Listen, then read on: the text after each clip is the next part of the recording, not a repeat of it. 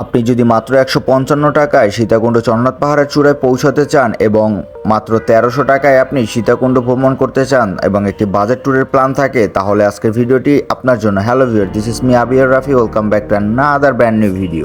আজকে আমি আপনাদেরকে সীতাকুণ্ড ঘুরে দেখাবো সব থেকে কম খরচে। সীতাকুণ্ড যাওয়ার জন্য প্রথমে আমরা চলে আসছি কমলাপুর রেলওয়ে স্টেশনে, কারণ এখান থেকে ঢাকা টু চট্টগ্রাম মেল ট্রেনে করে আমরা গমন করব সীতাকুণ্ডর উদ্দেশ্যে, কারণ সেক্ষেত্রে ভাড়াটা অনেক কম পড়বে।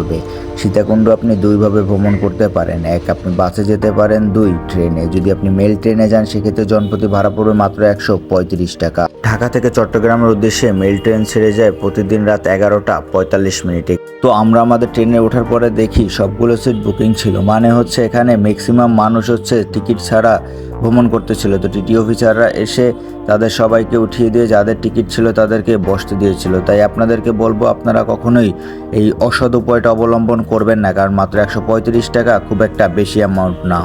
কারণ আপনাকে যদি টিকিটের কারণে উঠিয়ে দেয় এবং আপনি বসতে না পারেন, এত দূরের জার্নি করা খুব একটা আপনার জন্য স্বস্তিকর হবে না। সেক্ষেত্রে আপনাকে অনেক বেশি কষ্ট করতে হবে, অনেক বেশি বেগ পেতে হবে। মানুষ তার জীবিকা নির্বাহের জন্য কতই না কষ্ট করে। এখন বাজে রাত্র ৩টা, আর এই মুহূর্তে দেখেন এই ভদ্রলোক ডিম নিয়ে হাজির, মানে রাতের ঘুম ত্যাগ করে জীবিকা নির্বাহের জন্য কত কষ্ট করছে। আপনি যদি মেল ট্রেনে ভ্রমণ করেন সেক্ষেত্রে আপনি অনেক রকমের প্রবলেম ফেস করবেন। সেই সব কিছু নিয়ে আমি একটু পরে বিস্তারিত কথা বলতেছি। সকালবেলা এরকমের একটি সুন্দর ওয়েদার উপভোগ করার জন্য এবং এরকমের একটা সিনারি দেখার জন্য একটি নির্ঘুম রাত্র কাটাতে হয়েছিল আমাদের সবাইকে, এবং সকালবেলার দৃশ্যটা ছিল ঠিক এরকম, যেটা সত্যি অসাধারণ।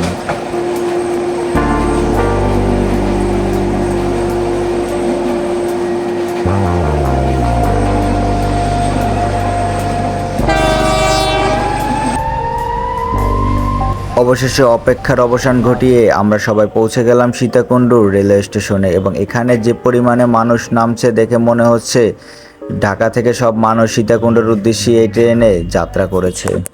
তবে আমাদের আসতে একটু বেশি লেট হয়েছিল, কারণ ট্রেন ছাড়ার কথা ছিল ১১টা ৪৫-এ, ট্রেন ছেড়েছিল ১টা ৪৫-এ। আমরা সীতাকুণ্ড নেমেই সর্বপ্রথম সকালে নাস্তা সেরে নেই সবাই, এবং আজকে আমাদের টিমে আছে সঞ্জয় ভাই, জাহিদ ভাই এবং ইমতিয়াজ ভাই। তো আমরা ৪জন মিলে আজকে সীতাকুণ্ড ভ্রমণ করব। সকালে নাস্তা শেষ করে আমরা জনপ্রতি মাত্র ২০ টাকা করে আমরা চলে যাচ্ছি এখান থেকে অটোতে করে চন্দ্রনাথের উদ্দেশ্যে, এবং এখানে অটো এবং সিএনজি উভয় পরিবহনে করে আপনি সীতাকুণ্ড যেতে পারবেন। এবং যাওয়ার সময় রাস্তার পাশে এরকমের অসংখ্য ভাস্কর্য আপনি দেখতে পাবেন। এখানে যেহেতু সনাতন ধর্মাবলম্বীদের বসবাস বেশি, তাই এখানে অসংখ্য রকমের মন্দির রয়েছে। আমার সামনে যে সবুজের বেষ্টনী রয়েছে, বেষ্টনী পরেই রয়েছে টিলা, আর সামনে যে টিলাটি দেখা যাচ্ছে এটিই হচ্ছে চন্দ্রনাথ পাহাড়, যেটি আজকে আমরা এক্সপ্লোর করব। এখানে একটি ছোট্ট ইনফরমেশন শেয়ার করে রাখি, আপনার সাথে যদি ব্যাগ থাকে, কারণ আপনি যেহেতু ট্রাভেলে আসেন আপনার সাথে অনেক ভারী জিনিস থাকবে স্বাভাবিক, আপনি সেক্ষেত্রে এখানে আশেপাশে অনেক রকমের দোকান আছে এবং এখানে লকার সুবিধা থাকে, আপনি এই লকারে রাখতে পারবেন। এবং সেই সাথে এখান থেকে আপনাকে পাহাড়ে উঠতে একটা সাপোর্ট প্রয়োজন হবে, কেউ আপনাকে হাত ধরে এই পাহাড়ে উঠিয়ে দিবে না। তো তখন আপনি যখন ক্লান্ত হয়ে যাবেন তখন একটা সাপোর্টের জন্য একটা লাঠির প্রয়োজন হবে, কারণ লাঠি তখন আপনার শেষ ভরসা। তো এখান থেকে আপনি ভাড়ায় অনেক লাঠি পেয়ে যাবেন, একটি লাঠি নিয়ে নেবেন। আমি এখন যে জায়গাটিতে আছি এবং আমার সামনে যে গেটটি দেখছেন, এটা হচ্ছে মূল ফটক চন্দ্রনাথ পাহাড়ের, মানে এখান থেকেই হচ্ছে চন্দ্রনাথ পাহাড়ের শুরু। এবং এখানে ওঠার সময় দেখবেন ডান দিকে একটি মন্দির রয়েছে, যেহেতু আমি শুরুতেই বলেছি যেটি একটি হচ্ছে সনাতন ধর্মীদের তীর্থস্থান নামেও পরিচিত, তাই এখানে অসংখ্য মন্দির থাকবে, এটাই স্বাভাবিক, কারণ এটা হচ্ছে চন্দ্রনাথ, মানে হচ্ছে হিন্দুদেরই কোনো এক দেবতার নাম অনুসারে এই মন্দিরটি তৈরি করা। এখান থেকেই আমাদের চন্দ্রনাথ পাহাড়ে ওঠার যাত্রাটা শুরু, এবং দেখি কত দূর এভাবে হাসতে হাসতে যেতে পারি, কারণ এর আগেও আমি একবার আসছিলাম তখন খুব একটা বেশি কষ্ট হয় না, কিন্তু আজকে আসতে যেহেতু আমাদের ট্রেনের লেট হয়ে গেছে, তাই মনে হচ্ছে আজকে খুব একটা যাত্রাটা আমাদের জন্য সুবিধাজনক হবে না। আজকের ওয়েদারটা মোটেও ভালো না, যেরকমের আকাশের আছে রৌদ্র এবং টোটাল বিন্দু মাত্র একটু বাতাস নেই, যার ফলে এখনই ওঠা শুরু করেছি এবং প্রচুর পরিমাণে গরম লাগতেছে এবং ঘামাচ্ছি। জানি না শেষ পর্যন্ত কি হবে। এখানের যে রাস্তাটা আছে এটা দেখে আপনাকে মনে হচ্ছে না চাইলে আপনি উঠতে পারবেন, খুবই সমান্তরাল একটি রাস্তা এবং খুবই সুন্দর একটি রাস্তা এবং পাকা রাস্তা, যে কেউ হেঁটে এখানে উঠে যাবে। কিন্তু কিছু সময় অপেক্ষা করুন, সামনে ভয়ঙ্কর কিছু আসতেছে, কারণ এখানে রাস্তাটা মোটেও সহজ নয়। এখানে রাস্তাটা যেমনি আঁকাবাঁকা তেমনি উঁচু, এবং এখানে রাস্তার অবস্থা খুবই খারাপ। একদিকে কাদা, অন্যদিকে হচ্ছে স্যাঁতস্যাঁতে অবস্থা, মানে কি বলবো, একটা যাতা অবস্থা। আপনি ভিডিওটা দেখতে থাকুন, তাহলে আপনি বুঝতে পারবেন যে আজকে কি করতে চলেছি। যদি সমান্তরাল রাস্তা হয় আর রাস্তা যতই বড় হোক সমস্যা না, মানে সমান রাস্তা যদি হয় বড় হলেও সমস্যা না। এখানে রাস্তাটা একটু সমানের থেকে উঁচা বেশি, আর আজকে ওয়েদারটাও প্রচুর পরিমাণে রোদ, যার কারণে হচ্ছে কষ্ট হচ্ছে। যদি একটু মেঘাচ্ছন্ন পরিবেশ থাকতো, একটু মেঘলা মেঘলা আবহাওয়া, একটু হালকা বাতাস থাকতো, তাহলে কষ্টটা অনেক কম হতো। কিন্তু এখন বর্তমানে প্রচুর কষ্ট হইতেছে, প্রচুর ঘামাচ্ছি। হ্যাঁ, একটু পরে পানি স্বল্পতা শুরু হয়ে যাবে শরীরের মধ্যে। এই যে রোদ, আরে বাবা রে, রোদে পুরো জ্বলতাছি। যারা এতক্ষণ পর্যন্ত চন্দ্রনাথ পাহাড়ে ওঠার স্বপ্ন দেখছিলেন তারা ভুলে যান এবং সামনে কি ঘটতে চলেছে আপনারা সেগুলি উপভোগ করুন। যত উপরের দিকে যাচ্ছি আস্তে আস্তে রাস্তা অত বেশি কঠিন হচ্ছে মনে হচ্ছে, মানে কিছু বলার নাই। একদিকে যেমন স্যাঁতস্যাঁতে কাদা, এমনি পিচ্ছিল, মানে একটা ভুল একদম সোজা গর্তে। অপেক্ষা করুন, সামনে আরো ভালো কিছু দেখাতে চলেছি আপনাদের। এটার চূড়ায় যাইতে পারলে মাউন্ট এভারেস্ট জয় করতে পারবো, কারণ যে পরিমাণ কাদা আর পিছলে। আপনার এখন কি মনে হচ্ছে আপনি পারবেন? আপনার জন্য কি সহজ হবে এই পাহাড়ে ওঠাটা? তাহলে অপেক্ষা করুন আরো একটু সামনের দৃশ্য দেখার জন্য। খুব বাজে এক্সপিরিয়েন্স। অর্ধেক হেলথ এনার্জি ট্রেনই খেলে। যত উপরের দিকে উঠতেছি মনে হচ্ছে রাস্তা আস্তে আস্তে কঠিন হচ্ছে, যেখানে রাস্তা আরও সহজ হওয়ার কথা ছিল। আর সব থেকে খারাপ এই পাহাড়ের হচ্ছে পাহাড়টা সম্পূর্ণ খাড়া। যদি আপনি একটু পাহাড়ের সাইড থেকে ঘুরে আঁকাবাঁকা রাস্তা হতো তাও কথা ছিল। পাহাড়ে ওঠার সময় হঠাৎ বাংলার বাহুবলীর সাথে দেখা। দেখেন যে এইখানে আমাদের উঠতে এত পরিমাণে কষ্ট হচ্ছে, খালি মানুষ, আর উনি এতগুলো বোঝা নিয়ে একা কিভাবে নেমে যাচ্ছে।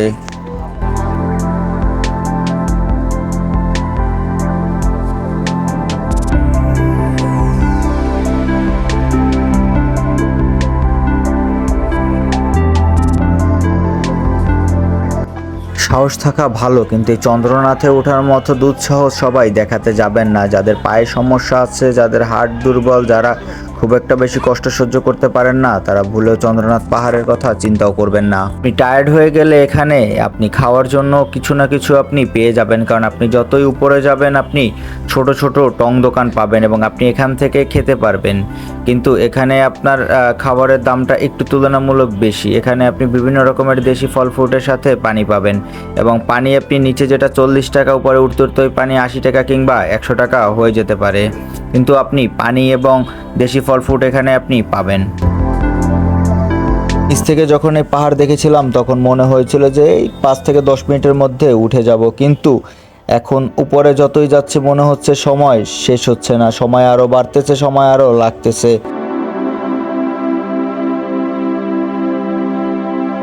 অবশেষে দীর্ঘ প্রায় 40 মিনিটের মতো ট্রেকিং করার পরে আমরা এখানের যেটা বিরূপক্ষ মন্দির আছে, আমরা এটির সামনে এসে পৌঁছাতে সক্ষম হয়েছি।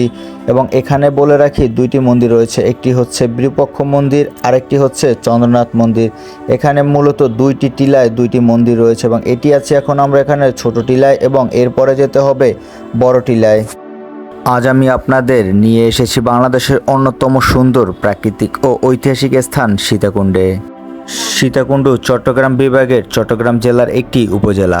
এটি চট্টগ্রাম শহর থেকে প্রায় 35 কিলোমিটার উত্তরে অবস্থিত। সবুজ পাহাড়, ঝর্ণা ও মনোমুগ্ধকর প্রাকৃতিক সৌন্দর্যের জন্য সীতাকুণ্ড সারা দেশে পরিচিত। সীতাকুণ্ডের সবচেয়ে জনপ্রিয় আকর্ষণীয় স্থান হলো চন্দ্রনাথ পাহাড়। সমুদ্রপৃষ্ঠ থেকে এর উচ্চতা প্রায় 350 মিটার, মানে প্রায় 1150 ফুট। শুধু ইতিহাস নয়, ইতিহাস, পাহাড়, ঝর্ণা আর সবুজ প্রকৃতির অনন্য সমন্বয়ে সীতাকুণ্ড বাংলাদেশের অন্যতম আকর্ষণীয় গন্তব্য। প্রকৃতির কাছাকাছি কিছু সময় কাটাতে চাইলে সীতাকুণ্ড হতে পারে আপনার পরবর্তী ভ্রমণের সেরা ঠিকানা।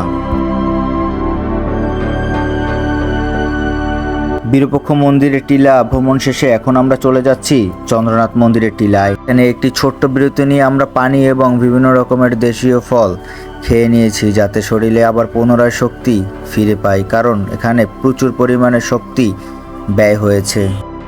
এখান থেকে খালি চোখে চন্দ্রনাথ মন্দিরটা দেখা গেলেও এটি খুব একটা কাছে না। এখানে যাওয়ার জন্য প্রায় আরও আমাদের আধা ঘন্টারও বেশি সময় ট্রেকিং করতে হবে এবং প্রচুর কষ্ট সহ্য করতে হবে। তো যাই হোক, এই সব কষ্ট শেষ করে অবশেষে আমি পৌঁছে গেলাম চন্দ্রনাথ পাহাড়ের একদম সর্বোচ্চ চূড়ায়। এখন আমি আছি চন্দ্রনাথ পাহাড়ের চন্দ্রনাথ যে মন্দির, এই মন্দিরের সামনে। আমি এখানে ওঠার পরে আমার বাস্তব একটা অভিজ্ঞতা আমি এখন আপনাদের সাথে শেয়ার করতেছি। এখানে ওঠার জন্য প্রচুর পরিমাণে কষ্ট করতে হয়েছে, কিন্তু এই কষ্ট, এই দৃশ্য দেখার পরে এখন আর কোনো কষ্টই মনে হচ্ছে না।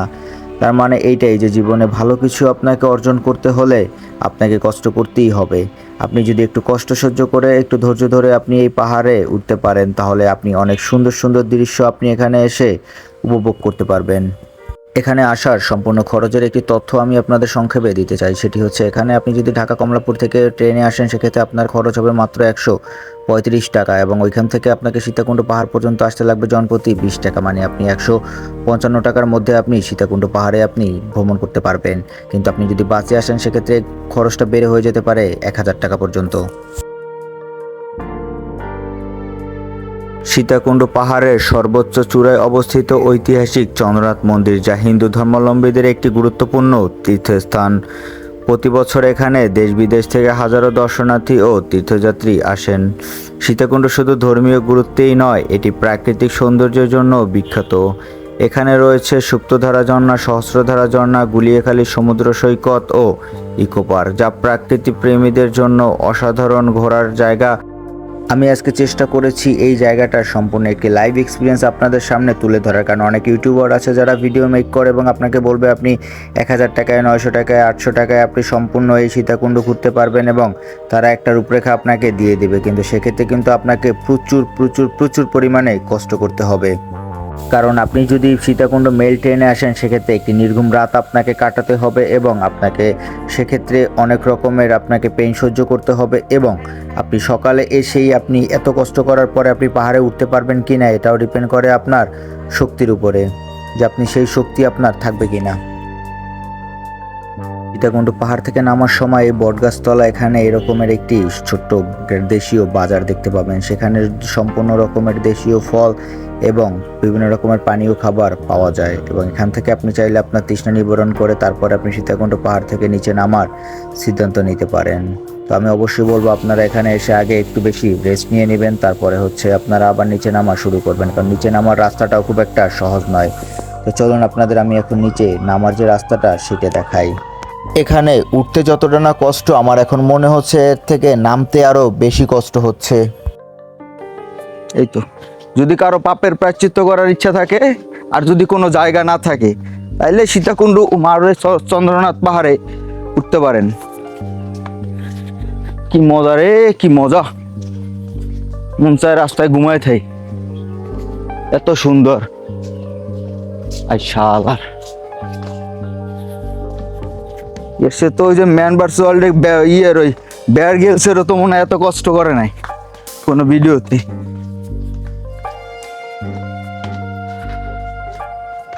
ওরে বাবা,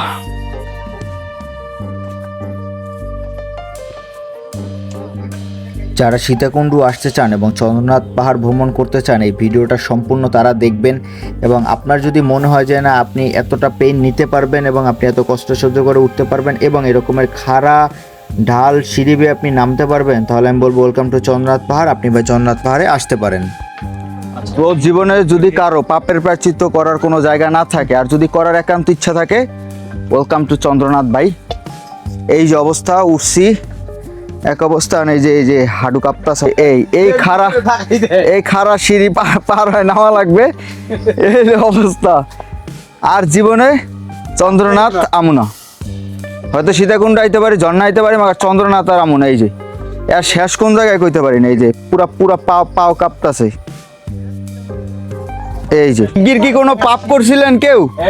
মনে হইতাছে সবাই মিল্লা কোনো পাপ করছি, নাইলে এহিনে তো আবার কোনো কথা না, যদি বড় সড়ো কোনো পাপ না করে থাই। আমি আপনাদের ব্যক্তিগতভাবে এতটুকুই বলতে চাই যে ভাই, আপনাদের এত কষ্ট করে পাহাড়ে না উঠে আপনি গুলিয়াখালী সি বিচ আছে, সুপ্তধারা, সহস্রধারা, খৈয়াছড়া, অসংখ্য ঝর্ণা, আরও এখানে অনেক পর্যটক স্পট আছে, আপনি সেই সব জায়গাগুলো ঘুরুন এবং আপনি সীতাকুণ্ড আসেন, কিন্তু পাহাড়টা ভাই স্কিপ করেন। এমতি ভাই কেমন কেমন লাগতাছে? প্রচন্ড জঘন্য এক্সপিরিয়েন্স। বিশাল বড় ঝর্ণা, কি জানি। আমার সামনে যে ভদ্রলোক আছে উনি হচ্ছে জাহিদ ভাই। তো ওনার অবস্থা দেখেন যে পাহাড়ে ওঠার পরে এখন নামার সময় কি অবস্থাটা হয়েছে। আমাদের ইমতিয়াজ ভাইয়ের অবস্থা আরও বেশি খারাপ হয়ে গেছিলো। তাই আমি আপনাদের বলবো আপনারা পাহাড়ে স্কিপ করেন। এখানে সীতাকুণ্ড ঘোরার মতো অনেক জায়গা আছে, আপনি সেই সব জায়গাগুলো ঘুরুন, আপনি এনজয় করুন। আপনি শুধু শুধু পাহাড়ে আপনি এত কষ্ট না করে, এত সময় নষ্ট না করে আপনি এর থেকে আপনি সেই সব স্পটগুলো ঘুরুন। পাহাড় থেকে নেমে আমরা সোজা চলে আসি সীতাকুণ্ড বাজারে এবং এখান থেকে আমরা এখন একটি অটোতে করে চলে যাব সহস্রধারা 2 ঝর্ণার উদ্দেশ্যে। এবং এখান থেকে আপনি সিএনজি অথবা অটো আপনি যেভাবে ইচ্ছা আপনি সহস্রধারা 2 ঝর্ণায় যেতে পারেন এবং সেক্ষেত্রে আপনাকে আপ ডাউন ভাড়া নেবে 500 টাকা। এবং আমরা 4 জন গিয়েছি, সেক্ষেত্রে আমাদের ভাড়া পড়ছে 125 টাকা করে, মানে টোটাল 500 টাকা। এবং এখানে হচ্ছে সহস্রধারা 2 ঝর্ণা যাওয়ার আগে এখানে নিচে হচ্ছে এরকম টিকিট কাউন্টার আছে এবং এখান থেকে আপনি টিকিট সংগ্রহ করবেন, কারণ সামনে বোট আছে, বোটে করে আপনাকে যেতে হবে।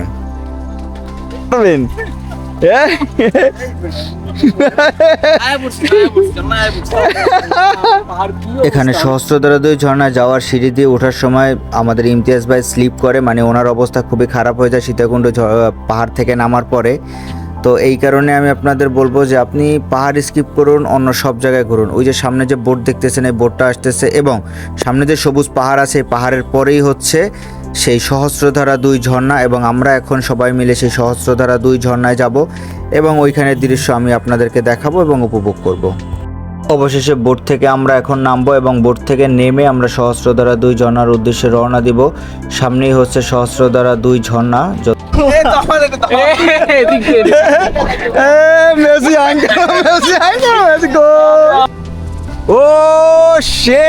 আমার সামনে যে ঝর্ণা দেখা যাচ্ছে এবং পানির যে তীব্র শব্দ শোনা যাচ্ছে এটি হচ্ছে মূলত সহস্রধারা 2 ঝর্ণা। আল্লাহ পাক রব্বুল আলামিনের সৃষ্টি যে কত সুন্দর, কত মধুর এবং যে কতটা তৃপ্তিদায়ক, আপনার আত্মাকে তৃপ্তি দেয়। যদি আপনি সীতাকুণ্ড না আসেন তাহলে আপনি বুঝবেন না যে এখানে জায়গায় জায়গায় জায়গায় জায়গায় হচ্ছে সৌন্দর্য লুকিয়ে আছে। তো গাইস, এখন আমি চলে এসেছি সীতাকুণ্ডের আরেকটি অসাধারণ প্রাকৃতিক সৌন্দর্যের ঠিকানা সহস্রধারা 2 ঝর্ণায়। চারদিকে সবুজ পাহাড়, ঘন বন আর পাথরের বুক চিরে নেমে আসা স্বচ্ছ পানির ধারা এই ঝর্ণাকে করে তুলেছে এক অনন্য আকর্ষণ। আমি বলবো আপনি যদি আপনার আত্মাকে পরিপূর্ণ তৃপ্তি দিতে চান তাহলে জীবনে একবার হলেও ঝর্ণা ভ্রমণ করুন এবং ঝর্ণাতে যান, কারণ এখানের এই স্বচ্ছতা আপনাকে মুগ্ধ করবে এবং আপনার মনকে করবে সতেজ। এইসব জায়গায় ভ্রমণে আসলে 70 এবং 80 বছরের মানুষও হয়ে যায় 18 থেকে 20 বছরের কচি। আপনার যদি আমার কথা বিশ্বাস না হয় তাহলে চাইলে আপনি নিজেও ভ্রমণ করে দেখতে পারেন এবং আপনি এখানে এসে উপভোগ করে দেখুন। এখানে আসার পরে কেউ হয়ে যায় সাধু, কেউ হয়ে যায় কবি, কেউ হয়ে যায় ঋষি, কেউ হয়ে যায় তপস্বী, আবার কেউ কেউ হয়ে যায় প্রকৃতির প্রেমে পাগল। কেউ একজন বলেছিল জীবনে অর্থের মূল্য আছে কিন্তু অর্থই সব নয়। তাই বলবো বন্ধু, একটু হাতে সময় নিয়ে একটু কষ্ট করে বেরিয়ে পড়ো ভ্রমণ এবং উপভোগ করো এরকমের দৃশ্যগুলো তুমিও।